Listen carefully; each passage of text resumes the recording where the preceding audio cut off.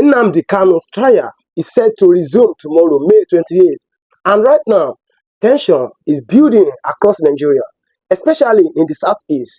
The DSS, Kanu's legal team, IPOB, and the Nigeria government are all preparing for what could be one of the most important court appearance of the year. In this video, we are breaking it all down for you in simple English. What's really going on behind the scenes? What is the federal government planning? And what do Kanu's lawyer and supporter expect from the court? Stay with us. This is not just news. This is deep analysis delivered straight, no noise, no confusion. Before we go further, please click that subscribe button if you are new here. Like this video, drop a comment, and share it widely. Let's go into the full story. What happened in the last court? Let's start by going back to the last time Nnamdi Kanu was in court. On that day, his legal team made it clear that they were not happy. They said the federal government and the DSS were playing games. According to them, despite multiple court orders, the government was still refusing to release Kanu, even on medical grounds. The court session was tense. Kanu's lawyers walked in strong, backed by supporters outside the court. But the mood inside the courtroom was different. Security was tight. Only a few journalists were allowed in, and the DSS made sure Kanu had very limited interaction with his team. In court, the lawyer raised serious issues. They said Kanu's health was getting worse and he needed proper medical care, not prison treatment. Detention was against the law, especially after several courts had ruled that his rights were being violated.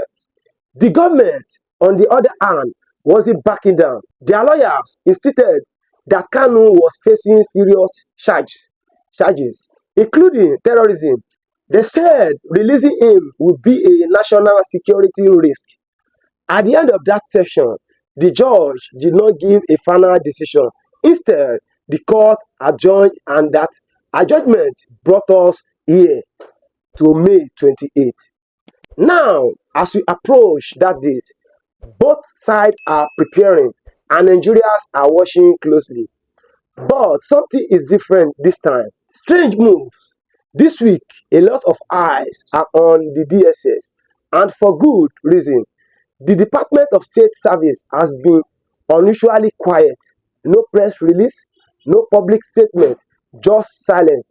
But behind that silence, reports suggest there is movement. According to sources close to the legal team, the DSS has refused to allow Kanu a full legal briefing. In fact, one lawyer recently said they were only allowed to see him under strict limitation. This is raising concerns. Why the restrictions? Just days before court. Some believe the DSS is worried about what Kanu may say in court. Others think they simply following a command from above, a political command, not a legal one. On social media, the silence of the DSS is fueling all kind of speculation. Some say the government want to stir this case again. Others fear that Kanu may not even appear in court. Let me pause here and ask you this. Do you think the government is truly ready to face justice in this case? Drop your thoughts in the comments. Also, if you are not subscribed yet, do it now. This is where you will get the real updates, not government-sponsored propaganda. Let's move on. Kanu's legal team has been vocal, very vocal, in the past week. They have been making strong statements warning the federal government not to play politics with justice. One of the senior lawyers, Alo Ejimako, said clearly, if the court fails again, Nigeria will be setting a dangerous precedent. He was referring to the fact that multiple Nigeria and international courts have ruled in Kanu's favor. This ruling includes judgment on his legal redemption from Kenya, the violation of his rights, and the need for fair trial standards. But according to Ejimako, the federal government is simply ignoring all of them. His word, we are not begging for special treatment. We are demanding the rule of law. In addition, the legal team say they are expecting full access to Kanu in court. They want him to speak. They want him to address the court himself, not just through writing motions. But will that happen? It depends on how the court handles tomorrow's session. And it also depends on whether the DSS will allow court order or act above the law. We'll find out very soon. In the past, before any major trial date, IPOB would issue a statement or organize supporters for peaceful protest. But this time, something strange is happening. IPOB has been mostly quiet.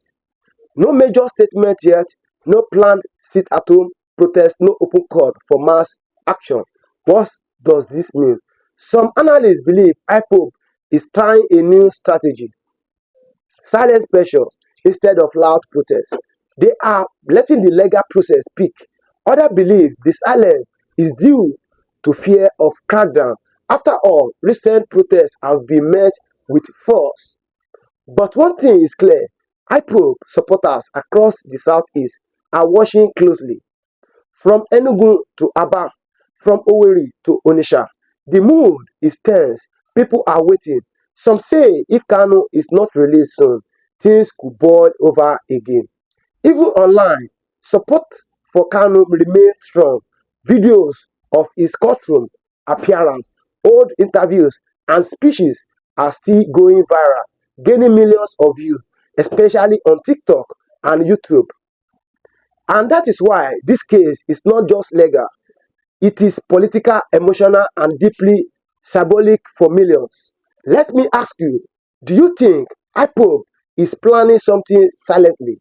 Or are they trusting the court this time? Here is the biggest question ahead of May 28th. Will Nnamdi Kanu speak in court? There are strong rumors that Kanu plans to deliver a statement, not just through lawyers, but in person. Something powerful, something that will shake the political ground again. Some believe this is why the DSS is being so cautious. They fear his word may go viral again and cause tension. But Kanu team insists he has every right to speak in his own defense. If he's allowed to speak tomorrow, expect one, two things: a calm legal statement reminding the court of his constitution's rights, or a passionate political speech aimed at Nigeria ruling elite. Either way, the world will be watching. So, what should we expect on May 28th? Here's what we predict. The DSS will bring Kanu to court, but under very tight security. There may be delays in starting the section. The court may allow arguments but delay any big ruling. The lawyers will push hard for bail, medical treatment, or outright dismissal. But here's the wild card: if the court side with the DSS again, public reaction may not be calm this time. People are tired. They want justice. They want final answer. And every delay only increase the pressure. So tomorrow isn't just a trial. It is test of Nigeria democracy. It is judiciary and the rule of law. As May 28th approach, Nigeria hold its breath. Will justice rise? Or will the same old pattern repeat? Will Nnamdi Kanu finally get his day in court? Or will politics win again? We'll be watching, we'll be reporting. So subscribe right now and hit the bell icon so you don't miss tomorrow full coverage. Like this video, drop your comment, and if you believe in bold journalism, hit that super thanks button to support our work. We don't speak for the powerful, we speak for the people. Stay safe, stay alert, and see you after court.